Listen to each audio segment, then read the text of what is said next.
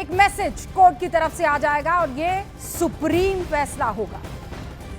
वक्फ कानून के लिए आज का दिन आप समझ लीजिए बहुत बड़ा है। वक्फ कानून संवैधानिक है कि असंवैधानिक है, सुप्रीम कोर्ट आज इस मामले पर फैसला सुनाए। सुप्रीम कोर्ट में कुछ ही देर में इस पर फैसला आ सकता है। इससे पहले 22 मई को लगातार 3 दिन की सुनवाई के बाद कोर्ट के तरफ से फैसला सुरक्षित रख लिया गया था।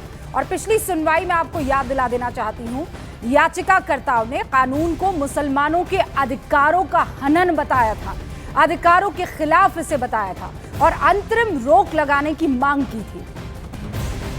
दूसरी तरफ केंद्र सरकार ने कानून के पक्ष में ये दलीलें रखी थी कि देखिए इसका सीधे तौर पर, क्योंकि जो पिलर्स है इस्लाम के उसमें वक्फ वो नहीं है जिसे ये जो याचिकाकर्ता है बताने की कोशिश कर रहे हैं। सुप्रीम कोर्ट का आज का आदेश 3 प्रमुख कानूनी और प्रक्रियात्मक मुद्दों पर केंद्रित रहने वाला है जो सुनवाई के दौरान उठाए गए थे। और वो कौन सा है? पहला मुद्दा ये कि क्या वक्फ की संपत्तियों को अपनी सुनवाई तक डी नोटिफाई किया जा सकता है। इस पर सुप्रीम कोर्ट आज फैसला ले सकता है। सुनवाई के दौरान वक्फ बोर्ड के मेंबर्स से जुड़ा दूसरा मुद्दा भी उठा था, जिसमें यह कहा गया था कि बोर्ड के जो पदेन सदस्य हैं, यानी जो पद पर इस वक्त मौजूद हैं, उन सदस्यों को छोड़कर सभी सदस्य मुसलमान होने चाहिए। इस मुद्दे पर भी सुप्रीम आदेश आज आ जाएगा। और कलेक्टर की जांच के दौरान संपत्ति को वक्फ की संपत्ति जो है, अगर वो नहीं माना जाता है या माना जाता है, उस मुद्दे पर भी सुप्रीम कोर्ट आज आगे की स्थिति को साफ कर सकता है। खास बात यह है कि सुप्रीम कोर्ट जिन याचिकाओं पर अंतरिम फैसला रखने वाले हैं, उन्हें संसद में पारित वक्फ अधिनियम में व्यापक संशोधन की संवैधानिकता को चुनौती देने के लिए दायर किया गया था। और इसीलिए आज इसे बहुत ही आसान शब्दों में आपके सामने पिरोने के लिए, रखने के लिए खास मेहमानों का एक पैनल न्यूज़ 18 इंडिया की स्क्रीन पर आप अब से कुछ ही देर में देखने वाले हैं। वक्फ कानून पर सुनवाई के दौरान सुप्रीम कोर्ट ने जो सवाल पूछे थे, उसमें याचिकाकर्ताओं की तरफ से जो जवाब दिए गए थे, वो सब आज उनके ऊपर आप कुल मिलाकर ये समझिए कि पूर्ण विराम लग जाने वाला है। ये संवैधानिक है वक्फ का जो कानून है कि असंवैधानिक है? क्योंकि देश में बड़े लंबे अरसे से बहुत से ऐसे थे जो खुद इस्लाम को फॉलो करने वाले प्रैक्टिसिंग मुस्लिम थे। उनका ये कहना था कि हमारे साथ बहुत गैर वाजिब तरीके से व्यवहार हुआ है, हमारी ज़मीनें छीन ली गई है। और जब बहुत सी शिकायतें सरकार के पास पहुंची तो उसके बाद ये कानून बनाने पर फैसला लिया गया है। हमारे साथ सारे खास मेहमान जुड़ चुके हैं और लगातार आप स्क्रीन पर देखिए वक्फ बोर्ड कानून में और जो अभी कानून आया उसमें और जो पुराना कानून था उसमें क्या अंतर है, सुप्रीम कोर्ट ने अपने अंतरिम आदेश में क्या कुछ कहा था, याचिकाकर्ताओं की क्या कुछ दलील थी, वो स्क्रीन पर आप लगातार देखते रहेंगे। हमारे साथ जो खास मेहमान जुड़े हुए हैं, अजय वर्मा जी कांग्रेस के नेता हैं, मौलाना साजिद रशदी साहब जो कि चेयरमैन है ऑल इंडिया इमाम एसोसिएशन के, शालिनी अली जी मौजूद हैं जो कि सदस्य है राष्ट्रीय मुस्लिम मंच की, हमें सैयद यासिर जिलानी भारतीय जनता पार्टी के प्रवक्ता इस वक्त आपको दिखाई दे रहे हैं, और शंकर आनंद मेरे सहयोगी जो है न्यूज़ 18 इंडिया जो ग्राउंड जीरो पर मौजूद है, कोर्ट में जो कुछ भी सुनवाई होने वाली और फैसला आने वाला है उस पर डिटेल देने के लिए। सबसे पहले शंकर का ही रुख करते हैं। शंकर, कितनी बजे लिस्टेड है ये मामला? देखिए, अभी तक तो 10:30 बजे का वक्त मुकर्रर किया गया था कि 10:30 बजे इस मामले पर सुनवाई होगी, लेकिन अब ऐसा लग रहा है कि वो बढ़ करके 11 बजे के लगभग में इस मामले पर आज अंतरिम फैसला आ सकता है। 10:30 बजे का वक्त पहले से हालांकि मुकर्रर था, लेकिन कुछ जो नए जो एप्लीकेशन जो है बकायदा वो आए हैं और कुछ नए बेंच जो है बकायदा वो चेंज हो रहा था इस मामले को लेकर। हो सकता है कि तकरीबन 11:45 बजे का वक्त इस मामले को चुना जाए। और जिस तरह से देखा जाए कि 22 मई को इस मामले में जो फैसला रिजर्व रखा गया था, सुरक्षित रखा गया था, आज इस मामले पर अंतरिम फैसला सुनाया जा सकता है। जो जिस तरह से अभी आपने जिक्र किया कि जो 3 अंतिम फैसला हैं, उन तीनों प्रमुख मसलों पर निश्चित तौर पे देखिए, जिस तरह से कहा जा सकता है कि तीनों मसलों पर आज जो एक फैसला जो आएगा, तो एक इन तमाम मसलों पर किस तरह से कोर्ट देखती है। हालांकि तमाम दलील देने का जो काम है पूरा हो चुका है। जो पिछली सुनवाई के दौरान में जो 3 दिनों तक लगातार एक मैराथन सुनवाई हुई थी, उस दौरान में तमाम दलीलों को कोर्ट के सामने रखा गया। बात करें चाहे कपिल सिब्बल की बात करें, अभिषेक मनु सिंघवी की बात करें या अन्य वकीलों की बात करें, तो जिस तरह से उन तमाम दलीलों को कोर्ट के सामने रखा गया, तो आज कहा जा सकता है कि उन तमाम दलीलों के आधार पर जो ये 3 प्रमुख मसले हैं उस पर फैसला सुनाया जाएगा। लेकिन सबसे जो महत्वपूर्ण जो एक मसला पिछली सुनवाई के दौरान में रहा था, वो डीएम वाला फैसला। डीएम वाला जो फैसला है वो उस मसलों को लेकर काफी महत्वपूर्ण सुनवाई हुई थी, काफी दलीलों को दिया गया था और कहा गया था कि जो वक्फ बोर्ड की जो जमीन है उस मामले पर वक्फ बोर्ड को ही फैसला करने दीजिए, डीएम बाकायदा कौन होते हैं फैसला करने वाला। लेकिन जिस तरह से कोर्ट के अंदर तमाम दलीलों को भारत सरकार के द्वारा जो तमाम जो वकील हैं, सॉलिसिटर जनरल हैं, उन्होंने जिस तरह से दलील रखा गया कि जिस तरह से इस मामले में कोई विधायक या सांसद या कोई राजनीतिक व्यक्ति नहीं, बल्कि डीएम जो राजस्व से जुड़े, जो रेवेन्यू से जुड़े मामले पर तमाम फैसले को करने का जो जानकारी इनको होती है, इसलिए उनको दिया गया है। और उसके बाद जिस तरह से डीएम का जो फैसला है उस मामले को भी तमाम दलीलों को कोर्ट सुना गया। उसके बाद जो दूसरा एक महत्वपूर्ण और पॉइंट था वो था कि वक्फ बोर्ड में जिस तरह से गैर मुस्लिम 2 शख्स का जो नामांकन हुआ था, जिस तरह से कि जो कमेटी बनेगी उस कमेटी में जो 2 शख्स जो गैर मुस्लिम होंगे, चाहे वो हिंदू हो सकते हैं या किसी और दूसरे धर्म के भी हो सकते हैं, उस बात को लेकर यहाँ पे सवाल उठा गया था कि कोई तो वो 3 अहम बिंदु हैं जो अभी कुछ देर पहले न्यूज 18 इंडिया के दर्शकों को हमने शंकर सुनाया था। लेकिन इस वक्त की बड़ी खबर आपको बता दें, 10:30 बजे कहा गया था कि ये सुनवाई शुरू हो जाएगी। सुनवाई एज इन आज जो है इस मसले पर अंतिम फैसला सुप्रीम कोर्ट की तरफ से आएगा, ये हम उम्मीद जता रहे हैं। शंकर वहीं पर कोर्ट प्रेमाइसेस में मौजूद हैं, साथ में हमारे सारे खास मेहमान हैं। लेकिन वक्फ कानून पर आज सुप्रीम फैसला जो आने वाला है वो आप समझ लीजिए, मैं बार बार कह रही हूं कि ये जो संशय बना हुआ था उस पर एक तरीके से फुल स्टॉप का काम करेगा और वो भी अथॉरिटेटिव तरीके से फुल स्टॉप का काम करेगा। मौलाना रशदी साहब भी हमारे साथ मौजूद है, शालिनी जी भी, जिलानी साहब भी यहाँ पर मौजूद हैं और अजय जी भी आपको दिखाई दे रहे हैं। मौलाना साहब, सबसे पहले मैं आपका इस पर जो है ओपनिंग रिमार्क चाहती हूँ कि आज जो कोर्ट की तरफ से कहा जाएगा वो अंतिम होगा, मतलब उसके बाद फिर कोई इफ एंड बट नहीं रह जाएगा। मौलाना साहब। नहीं, देखिए, ऐसा तो नहीं है कि कोर्ट के फैसला आने के बाद अंतिम हो जाएगा। भाई, हर आदमी को इख्तियार है, वो कहीं भी कुछ भी एप्लीकेशन कर सकता है, इसमें कोई दो राय नहीं है। बाकी ये है कि हाँ, सुप्रीम कोर्ट का फैसला है, मान्य होना चाहिए सबके लिए, सबको मानना चाहिए। और मैं समझता हूँ कि ये जो विवाद है जितना जल्दी खत्म हो इतना ही अच्छा है। और भी बहुत सारे काम हैं। वक्फ को लेकर जो संदेह थे मुसलमान कम्युनिटी के दिलों में और खास तौर से उन लोगों के दिलों में जो मुस्लिम ऑर्गेनाइजेशंस हैं, आज वो क्लियर हो जाएंगे। अगर उनको लगेगा कि हाँ भाई कुछ आगे पीछे हमें और एप्लीकेशन करना है तो वो देखें। नहीं, पर वो कैसे संभव हो पाएगा? भाई, सुप्रीम कोर्ट का फैसला अंतिम हुआ ना मौलाना साहब, आप कह रहे नहीं हमारे पास और क्या आपके पास ऑप्शन रहता है फिर? नहीं, ऑप्शन देखिए, ऑप्शन तो बहुत सारे होते हैं कानून में। ऐसा नहीं है कि अंतिम फैसला आ गया तो उसको जो है आगे पीछे नहीं किया जा सकता। नहीं, कैसे करेंगे? मैं वही तो समझना चाह रही हूँ। भाई, सुप्रीम कोर्ट है ना, अब ये सेशन कोर्ट्स तो है नहीं या हाई कोर्ट तो है नहीं, ये तो सुप्रीम कोर्ट है। सुप्रीम कोर्ट में जब एक बार फैसला आ गया, जैसे आप जानते हैं राम मंदिर और बाबरी मस्जिद केस में फैसला आया था, उसके बाद वो अंतिम फैसला था, फिर आप क्या कर सकते हैं? और वो सबने माना था, वो मुस्लिम पक्ष ने भी माना था और हिंदू पक्ष ने भी माना था। नहीं, देखिए, माना तो जाएगा ये भी फैसला और मानना भी चाहिए। लेकिन मैं ये कह रहा हूँ कि फिर भी एप्लीकेशन लगाने की गुंजाइश तो होती है ना कि साहब ये क्लोज इस पर दोबारा नजरसानी कर ली जाए। ठीक है, मानना भी नहीं चाहिए, मानना ही होगा। भाई, लोकतांत्रिक मूल्यों पे हम चलने वाले लोग हैं ना मौलाना साहब, कौन नहीं मानेगा? किसकी इतनी हिम्मत भी नहीं मानेगा? रूबी जी, भी का मतलब भी यही है कि मानना चाहिए, मानना ही चाहिए। भी का मतलब भी यही है। ऐसा नहीं है मैं ये कह रहा हूँ कि सुप्रीम कोर्ट के फैसले को ना माना जाए या उसमें कोई गुंजाइश है ना मानने की, उस गुंजाइश नहीं ना मानने की, इसमें कोई दो राय नहीं। बाबरी मस्जिद जैसा कड़ा फैसला एक्सेप्ट किया ना मुसलमानों ने, एक्सेप्ट किया, तो ये फैसला भी मैं मानता हूँ कि एक्सेप्ट होगा और एक्सेप्ट करना चाहिए लोगों को। ऑल राइट, शालिनी अली भी यहाँ पर मौजूद है और जिलानी साहब भी। पहले मैं यहाँ पर सैयद यासिर जिलानी मौजूद है और मुस्कुरा रहे हैं। सैयद साहब, क्यों मुस्कुराहट क्यों आई आपके चेहरे पर?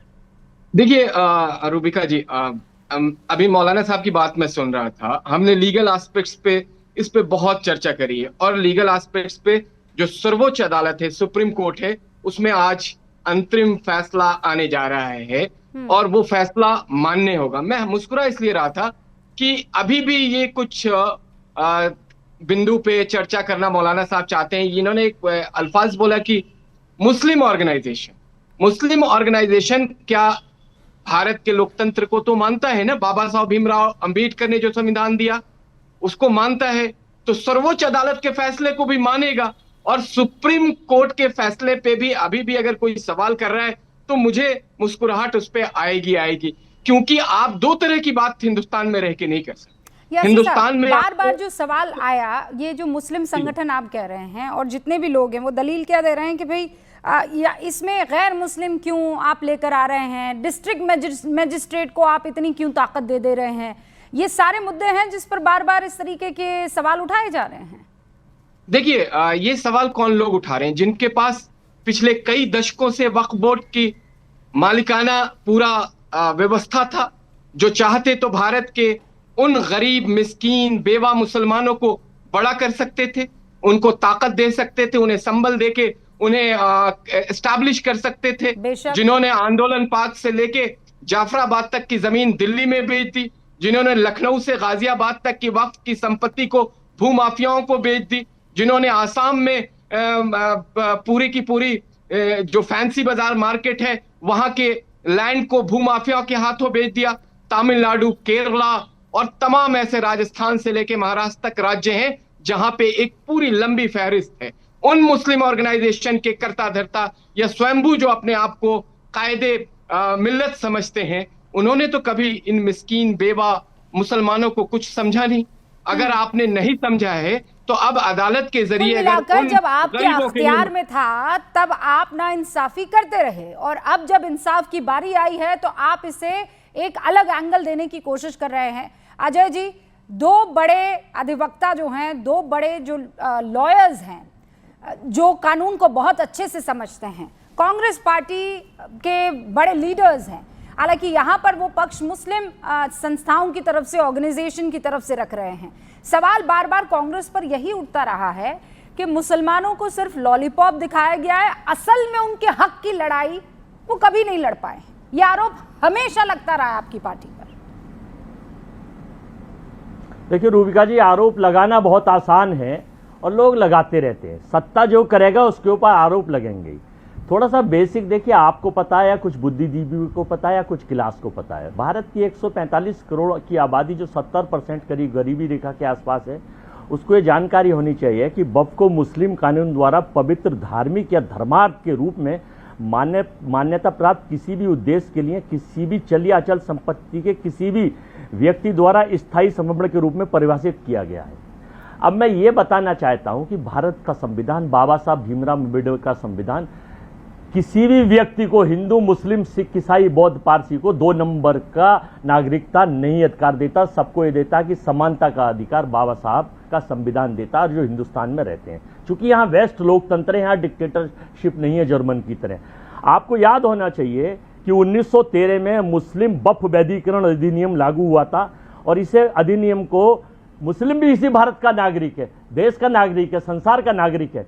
इस अधिनियम को मुसलमानों ने अपने परिवार और वंशजों के लाभ के लिए वक्फ बनाने के अधिकार को स्पष्ट और पुष्टि की, जिसमें अंतिम धर्मार्थ उद्देश्य शामिल है। जब धर्मार्थ उद्देश्य शामिल है, फिर बाद में इसमें मुस्लिम वक्फ अधिनियम 1923, मुसलमान वक्फ विधि मान्य अधिनियम 1930, वक्फ अधिनियम 1954, वक्फ अधिनियम संशोधन 1995 और अब ये 2025 आया है। इसके पीछे की क्रोनोलॉजी समझिए। कलेक्टर जो होता है वो जिला प्रशासन यानी जहां सरकार का मुखिया होता है तो उससे पोस्ट करते हैं, उनकी मर्जी के कलेक्टर पोस्ट होते हैं। और कलेक्टर का पोस्ट होने का मतलब है देश की सरकार का आदेश, सरकार के मुखिया का आदेश, जो वो चाहेंगे वो होगा। क्योंकि इसके लिए थोड़ी सी क्रोनोलॉजी समझकर थोड़ा सा जाना पड़ेगा। जब किसानों के काले कानून लागू हो रहे थे तो पूरे देश में एक बड़े उद्योगपति ने पूरे देश में किसानों के उस अधिनियम के तहत अपने बहुत बड़े कार का वो बना लिए गए थे, जिन्हें गोदाम बोलते हैं। बाद में जब वो कानून रद्द हो गया तो वो जमीनें उनके पास है, लेकिन क्या हुआ, जाना कहां जा रहे हैं जी, केवल मैं कहना चाह रहा हूँ, नहीं क्या कहना चाह रहे हैं, कहना चाह रहा हूँ, हाँ क्या कहना चाह रहा हूँ, सुन लीजिए बस। हाँ, क्या मैं ये कहना चाह रहा हूँ कि वक्फ की हिंदुस्तान में जो महत्वपूर्ण जमीन दिल्ली में, मुंबई में, महाराष्ट्र में और कर्नाटका में, केरला में, तमिलनाडु में, बंगलोर में, बंगाल में सब जगह हैं, उन जमीनों के ऊपर साहब के मित्र की निगाह है और वो चाहते हैं कि उन जमीनों में कोई ऐसा कानून करके उसको उस मुस्लिम भाइयों के अधिकार से वंचित करके गरीबों से हटा के उन जमीनों को उनको देने का प्रावधान भविष्य में आने वाला है। ये क्रोनोलॉजी में बता रहा हूं, मैं इनके बीच में नहीं बोला था। बहुत ही हल्के स्तर की आप बात कर रहे हो। ये क्रोनोलॉजी आने वाले कल में आएगी। ये हमारी सोच है, ये देश की सोच है, ये 145 करोड़ लोगों की सोच है। अजय जी एक सेकंड मेरी बात और ये देश में अजय जी, देशलाई अजय गैंग, जी, मार्क्सिस्ट गैंग और अजय जो जी, केवल प्लीज मैं बीच में नहीं बोला आप, अरे हमने आपको बहुत मैं कायदे से आपको सुन रही थी, मुझे लगा आप कहीं पहुंचना चाह रहे हैं, आप कहीं पहुंचे ही नहीं पा रहे हैं सर।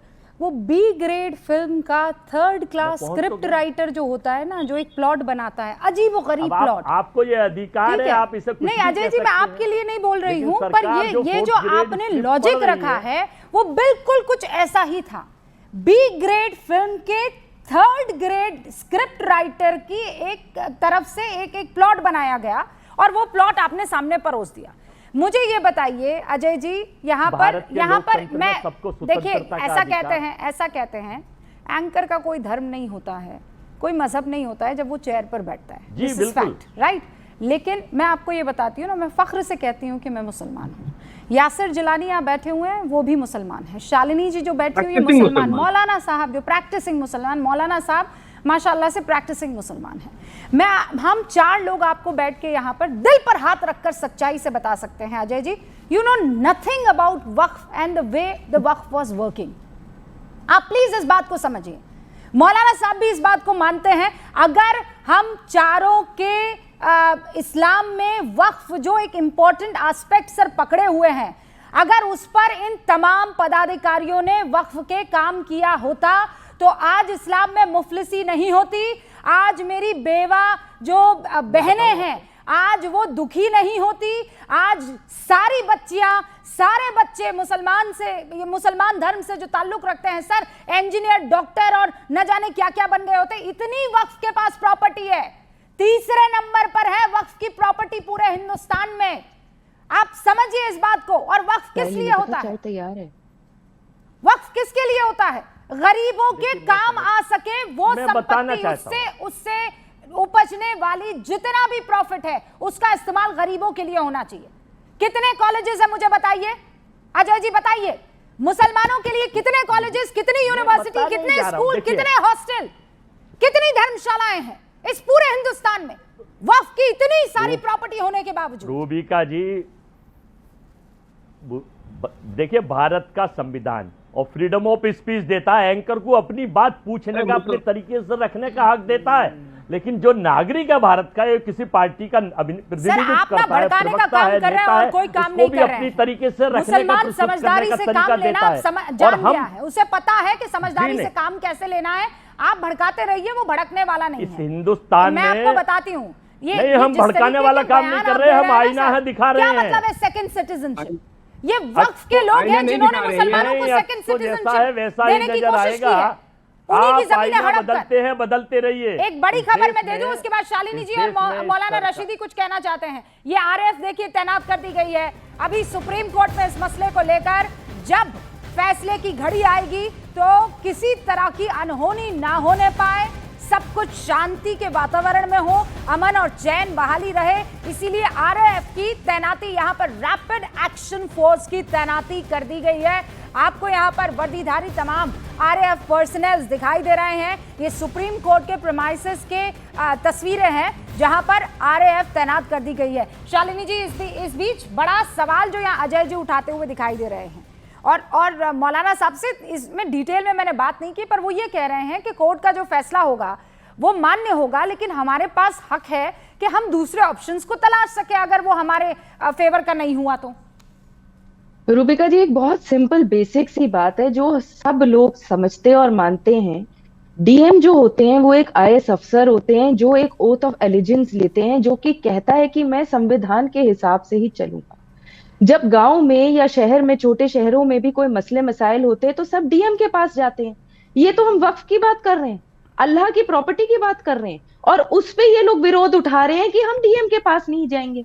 तो ये सारी बचकानी वाली हरकतें हैं। और ये कहना आज भी कि सुप्रीम कोर्ट के फैसले के बाद भी हम ऑप्शंस ढूंढेंगे, ये दिखाता है कि आपको ना तो सुप्रीम कोर्ट के ऊपर ना ही इस संविधान के ऊपर विश्वास है, कि आप ऑलरेडी सोच रहे हैं कि आपके अगेंस्ट में ये फैसला आ सकता है। देखिए, आप विरोध करिए उस सोच की जो कि सकारात्मक तौर पे नहीं होती है। आप विरोध उन चीजों की बात ना करिए जो कि इस कौम को, इस देश को आगे ले जाने की बात करते हैं। आपने बहुत सही सवाल पूछा, कितने स्कूल है, कितने मेडिकल फैसिलिटीज है, कितने स्किल सेंटर्स है, कितनी महिलाएं हैं जो सक्षम हो पाई हैं।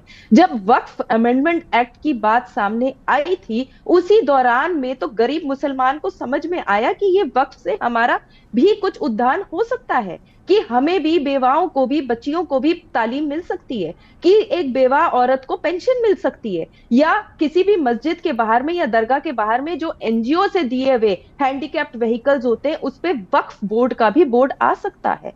पर ये सारे जितने भी कट्टरवाद सोच रखने वाले मुस्लिम ठेकेदार अपने आप को मुसलमानों के ठेकेदार मानते हैं, ऐसी ऑर्गेनाइजेशंस के लिए आज एक बहुत कड़ा जवाब आ रहा है। चाहे फैसला कुछ भी हो, हर एक नागरिक को इसको मानना पड़ेगा। मौलाना साहब, स्क्रीन पर मौलाना साहब, आपने सुना क्या कह रही है शालिनी जी? देखिए रूबिका, एक चीज को समझना चाहिए। हाँ। जो बात इन्होंने कही कि हमने मान लिया कि फैसला हमारे खिलाफ आएगा, तो मैं ये बात इनके लिए भी कह सकता हूँ कि इन्होंने मान लिया कि फैसला इनके फेवर में आएगा। इनको बता दिया गया हाँ जी आपके फेवर में आपको मानना पड़ेगा। आपने लास्ट में कमेंट सुना कि फैसला चाहे कुछ भी हो उसको मानना पड़ेगा। तो सही। अरे मैडम सुनिए, देखिए आपने एक बात कही कि अभी तक एक बहुत बड़ा सवाल आपने उठाया, और मैं भी मानता हूं कि वक्फ संपत्ति से कितने मुसलमानों को फायदा हुआ। ये बहुत बड़ा सवाल है, इसमें कोई दो राय नहीं है।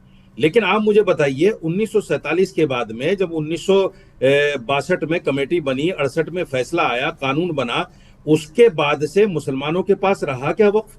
सरकार के पास रहा है।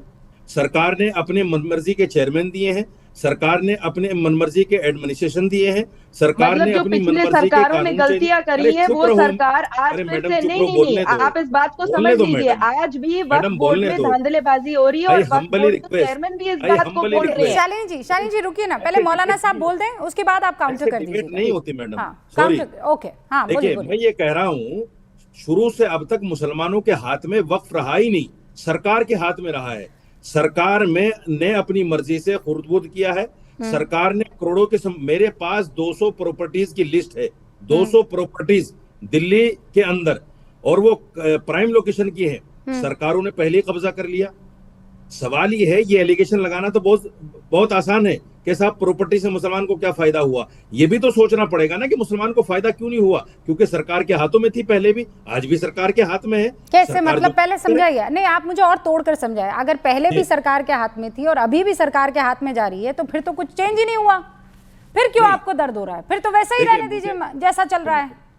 मुझे दर्द नहीं हो रहा है, मुझे दर्द नहीं हो रहा है। हर सरकार को कानून बनाने की इजाजत है संविधान में। जो भी पार्लियामेंट में अक्सरियत में आता है वो कानून इधर से उधर करता है, हर जगह होता है। लेकिन कुछ चीजें ऐसी हैं जिन पर उंगली उठाना, जिन पर बात करना, ये भी तो संवैधानिक अधिकार है।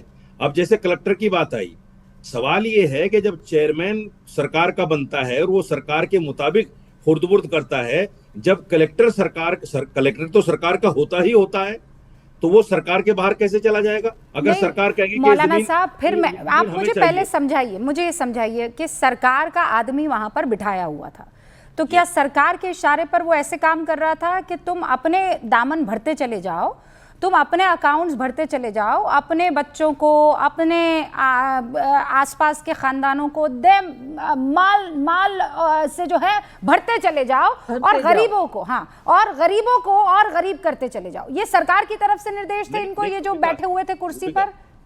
रूबिका, एक चीज को समझिए, चेयरमैनों ने भी अपना दामन नहीं भरे, ना उनके रिश्तेदारों के पास कुछ गया, जो भी गया वो सरकार के पास गया। अरे क्या बात कर रहे हैं मौलाना साहब? मौलाना साहब, ना, क्या बात कर रहे हैं मौलाना साहब? मैं उसके बारे में दिल्ली में बता देता हूं। वो देखिए, अभी यासिर जिलानी आपको बताएंगे। मैं कह रही हूँ नाम से बता देते हैं, थोड़ा खुदा का खौफ करना चाहिए। मैं कह रही हूँ अपना दामन भरते चले गए, ये सरकार के कहने पर करते चले गए। अच्छा, दे मेरी पैसों पर पैसा छापते चले गए, ये सरकार के कहने पर छापते चले गए। अच्छा, एक चेयरमैन का नाम बताइए जिसने अपना दामन भर लिया। एक चेयरमैन अच्छा, का नाम मुझे आप बताइए, जो आप भी मुफलिसी में रह रहा हूं, एक नाम आप मुझे गिना दीजिए। चलिए, नहीं, जो जैसे थे वैसे हैं। नहीं वो जैसे सरकार थे के- वैसे नहीं। आप मुझे बताइए कि अरे रूबिका एक झोला लेकर आया और झोला लेकर ही जाता हुआ दिखाई दे रहा है मुझे, जो वक्फ की उस कुर्सी पर बैठा हुआ था। बता रहा हूं, मैं बता काम रहा हूं, करती हूँ, आप सुनिए, गूगल मैं बता रहा कीजिए हूं, सुनिए। मौलाना सुनिए, साहब, मैं आप बता रहा हूं। गूगल कीजिए, मुझे मैं